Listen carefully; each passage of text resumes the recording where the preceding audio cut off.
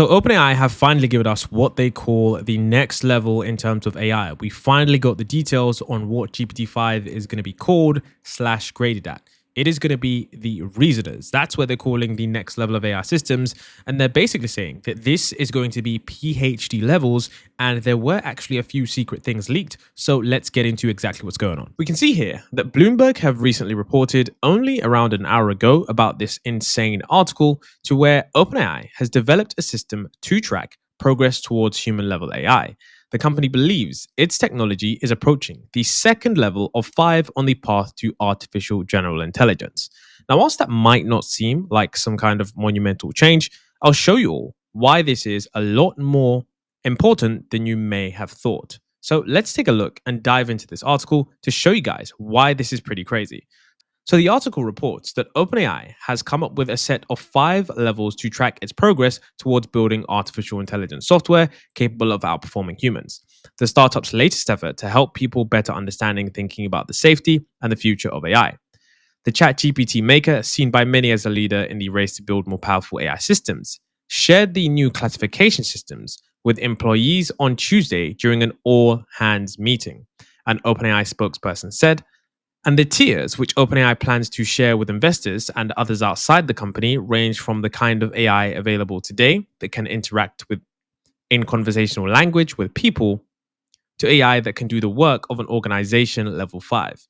Now, this is where things start to get crazy because they're talking about going from level 1, which is what we have now, which is stuff like GPT-4, GPT 3.5, Claude 3.5, to all the way until level 5, which is the work of an organization. Now, when you start to think about the implications of an AI doing the work of an organization, you can start to wonder why this is such a big deal. It goes on to read that OpenAI told employees that the company believes it is currently on the first level, according to the spokesperson, but is on the cusp of reaching the second, which it calls reasoners. So that is going to be the new term that OpenAI is using in order to discuss exactly what's going on. This is what they call reasoners. So they said that this refers to systems that can do basic problem-solving tasks as well as a human. And this is probably the point that you should take away from this video. And this is going to be something that I continue to emphasize, is that it can do tasks as well as a human with a doctorate level education who doesn't have access to any tools. Now, this is pretty crazy. But why is this pretty crazy? So the reason this is so incredible is because OpenAI are working on something that is basically at the level of a doctoral degree. This is the highest level of academic degree awarded by universities and other educational institutions. This signifies a high level of expertise in a specific field of study or profession. There are 2 primary types of doctoral degrees: academic, which are research focused, and professional, which are practice focused. So you've got the academic doctorates, which are the Doctor of Philosophy, the PhD, and this is the most common type of academic doctorate, focusing on original research, the creation of new knowledge in a specific field, and it involves several years of coursework, comprehensive exams, and the completion of a dissertation based on original research. And of course, you've got other academic doctorates, and these include degrees like Doctor of Education, Doctor of Theology, Doctor of the Fine Arts, which also emphasize research but may have specific focuses within their fields. And when we take a look at the true definition of what a doctorate is, an AI system being able to do this is truly remarkable because we didn't know that this kind of jump was going to be there. And there were some initial things that people did say that were actually hinting towards this that you might have actually missed. There are 2 main clips that I've seen that showcase just how crazy this is. And now we know that for 100% certainty that the people at OpenAI and some of the people at Microsoft weren't lying when they said that GPT-5 is likely to be at the PhD level. In this clip, you'll actually see Kevin Scott, Microsoft's CTO, regard GPT-5 or whatever model they're going to call it on the level of PhDs, basically stating that what OpenAI just said is actually pretty true. Now, this actually happened around a week ago, not that long ago, but it was met with early skepticism because people didn't really know whether or not to trust them because, of course, OpenAI have been criticized in the past for, talking about certain products, but not essentially releasing them. We're seeing technically all of the things fall in place to have like really durable memories with the systems. Like reasoning, I think, gets a lot better. So, some of the fragility in the current models are, you know, can't solve very complicated math problems and has to, sort of bail out to other systems to, do very complicated things. I mean, the way that maybe I would phrase it is if you think of GPT-4 and like that whole generation of models as things that can perform as well as a high school student on things like the AP exams. Some of the early things that I'm seeing right now with the new models is like, maybe this could be the thing that could pass your qualifying exams when you're a PhD student. This is another clip of Mira Murati, OpenAI's CTO, where she was basically stating that GPT-3 was toddler level, GPT-4 was a smart high schooler, and in the next gen to be released in a year and a half will be PhD level. Now, this once again was met with some early criticisms because many people were speculating that this was just the hype. And of course, since OpenAI haven't truly released any of their mind-blowing products just yet, many people are starting to speculate whether or not OpenAI is living up to what they claim they are. And considering many other model releases have been, recently released that are somewhat better than GPT-4o, they're speculating whether or not this is going to be true. But now we know that when OpenAI, the CTO, or any members do say things, we can now be like, okay, we don't want to take it with a grain of salt anymore because we know that they're pretty much spot on. These systems are already human level in specific tasks. And of course, in a lot of tasks, they're not. If you look at the trajectory of improvement, systems like GPT-3 were maybe, let's say, toddler level intelligence. And then systems like GPT-4 are more like smart high schooler intelligence. And then in the next couple of years, we're looking at PhD level intelligence for specific tasks. So things are changing and improving pretty rapidly. Meaning like a year from now? Yeah, a year and a half, let's say. Yeah. Clip not only gave us the PhD level, of course, which is pretty remarkable when you come to think about the economic impacts of that. And of course, we did get apparently a timeline which says a year and a half. So that means that we could potentially getting this model in pretty much late 2025, but it will be interesting to see how that kind of system is deployed. I do think when you do talk about PhD level intelligence, I think this will be firstly restricted, most likely to research organizations. And the reason I do state this, and I know I'm going off on a tangent here, but just hear me out because what I'm about to say is probably going to happen. But if we take a look at this article right here, you can see that OpenAI caught Hollywood in meetings with film studios and directors. Now, let me give you guys a quick rundown as to why this news is important. If you remember, Sora was the technology that was released and people were like, oh my God, this is crazy. This is amazing. However, we never got Sora. We haven't got it. We haven't got access. We don't know if we're ever going to get access. Now, why is that important? Well, if GPT-5 is PhD level, what that could mean is that it's a very powerful system. And if it's so powerful, OpenAI might think, okay, we can't just give this out to the public because they might just jailbreak it and then we're going to get into trouble.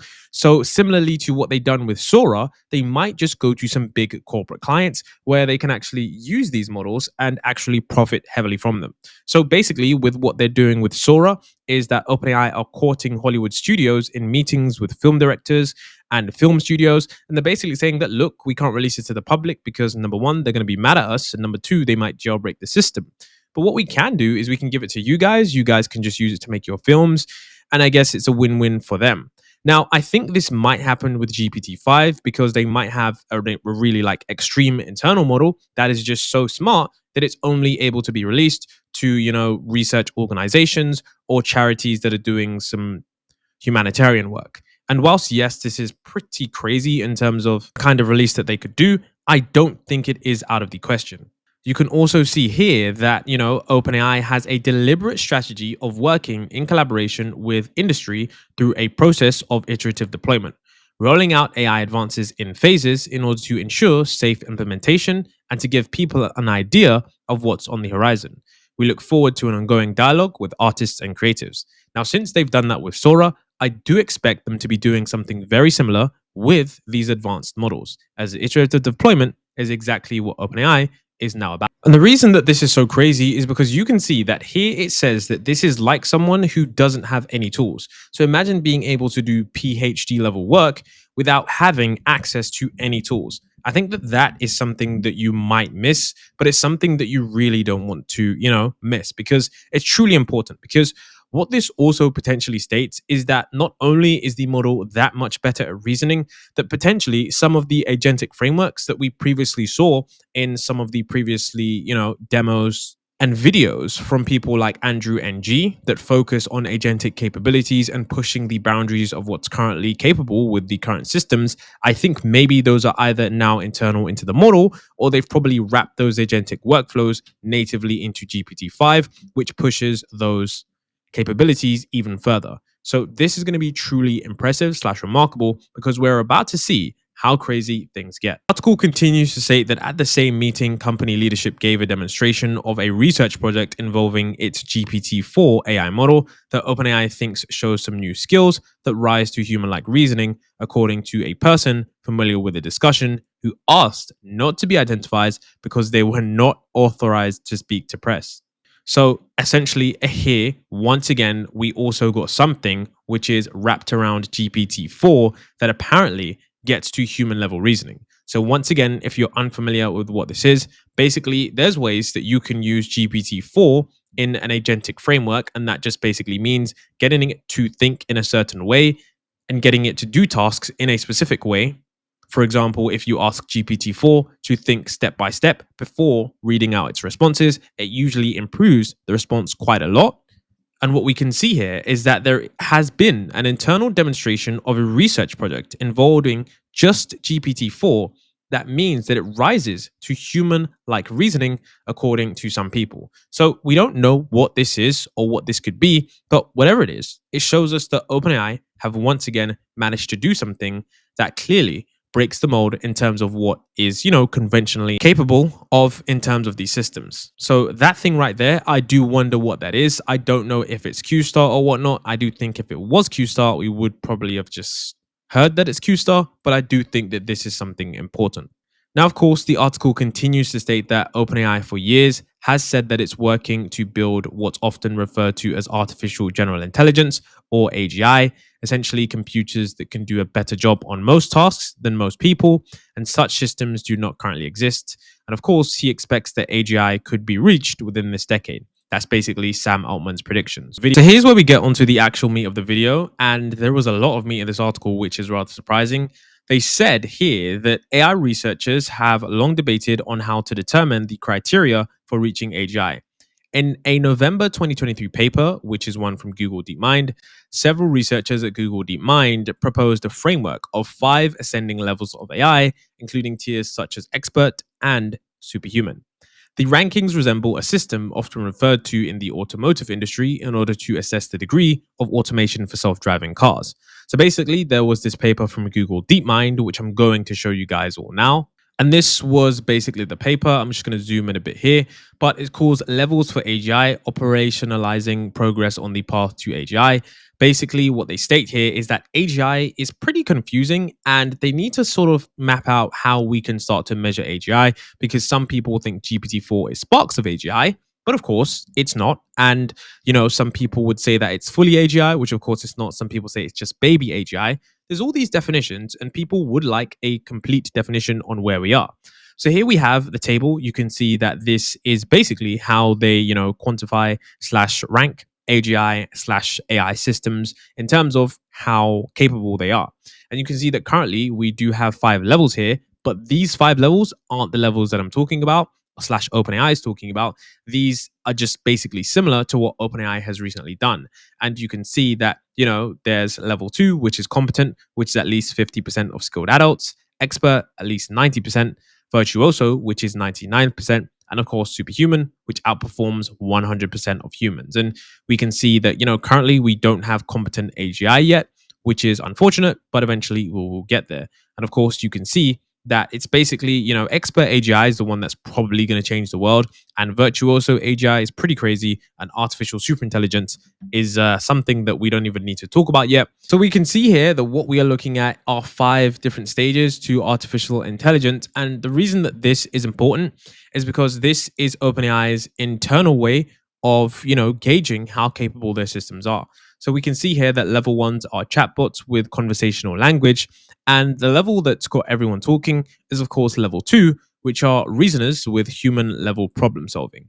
Now, I think this is a lot bigger than people think, because getting human level problem solving from an AI system is something that is currently pretty hard to do because of the architecture of LLMs.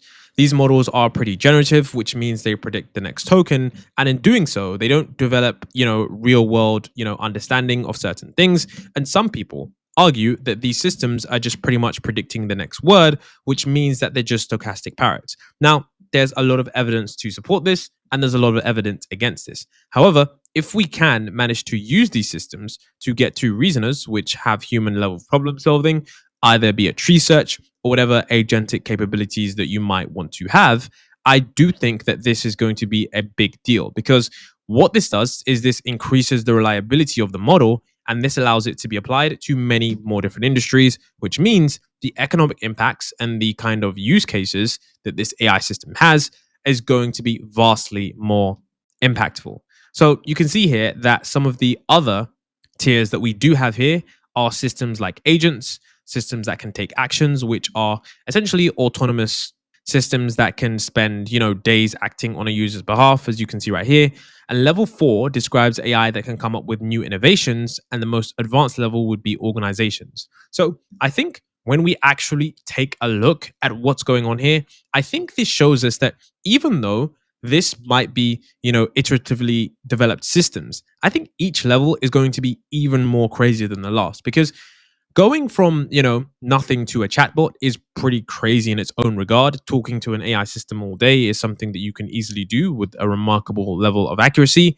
And then going to a reasoner that has human level problem solving is going to be massively impactful, because solving problems is something that, these current AI systems struggle to do, which means that if this is human level problem solving at a PhD level, that means it's likely to pretty much decimate all of the existing benchmarks that these current systems do struggle with. And it's going to be pretty crazy to see what happens here, because we haven't heard any of the other companies talk about their future systems in the way that OpenAI is. And if we take a look at agents, that's going to be autonomous systems that can take actions. And recent reports show that, of course, this is, I think, about 2 years away and essentially going to be there in the next level. And if you don't believe me, I will show you guys a clip from that I'll add to the video. If you want an agent to act in the world, usually that acting requires you to, engage in a series of actions, right? You talk to a chatbot, it only answers, and maybe there's a little follow-up. But with agents, you might need to take a bunch of actions, see what happens in the world or with a human, and then take more actions. And so you need to do a long sequence of things. And for that long sequence of things to actually work, the error rate on each of the individual things has to be pretty low, right? If I'm a robot and I'm like, okay, I'm going to pick up this thing and walk over there, and then I'm going to pick up that, I'm building a house or something. There's probably thousands of actions that go into that. And so all of this is to say the models need to get more reliable, because the individual steps need to have very low error rates. And I think part of that will come from scale.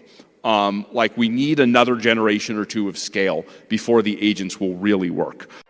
But I think level 4, which are the innovators that, AI that can aid in invention, is going to be absolutely incredible, because an AI that can aid in invention is going to basically be an AI that could possibly aid in AI research.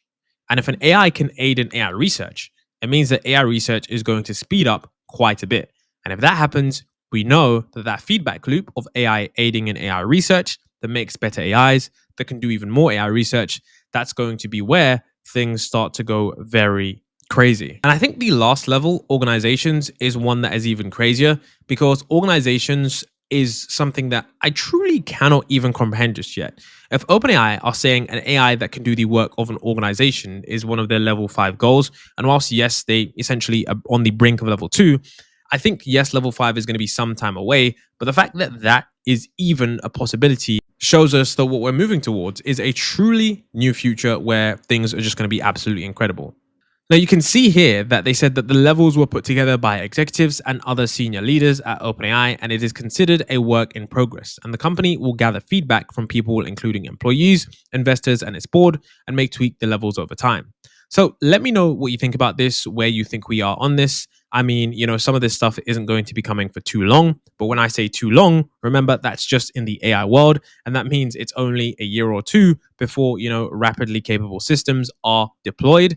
Whether externally or internally, I still think the level of development in these companies and, of course, whatever's going on here is going to be crazy. Now, there's one last thing I do want to say because I think it might be true here.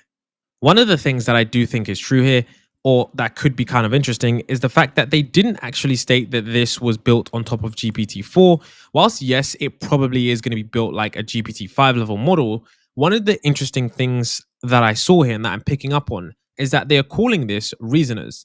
And this refers to systems that can do basic problem solving tasks as well as a human can with doctorate level education who doesn't have access to any tools. So I'm speculating that maybe this model might not be like GPT-4. Maybe the internal workings of the model are probably going to be extremely different.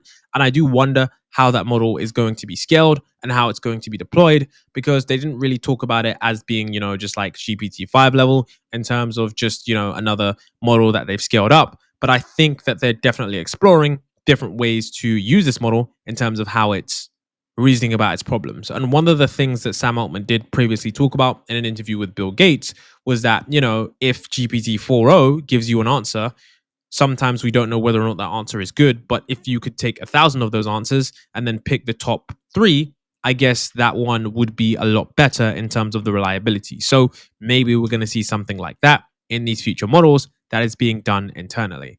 The only problem, though, that I would say is that OpenAI doesn't release their research. So even if we do get reasoners, considering that they're not calling GPT-5 a chatbot anymore, it seems that what we're going to get, we're not truly going to understand the inner workings of it. We're just going to see demos and the results of it.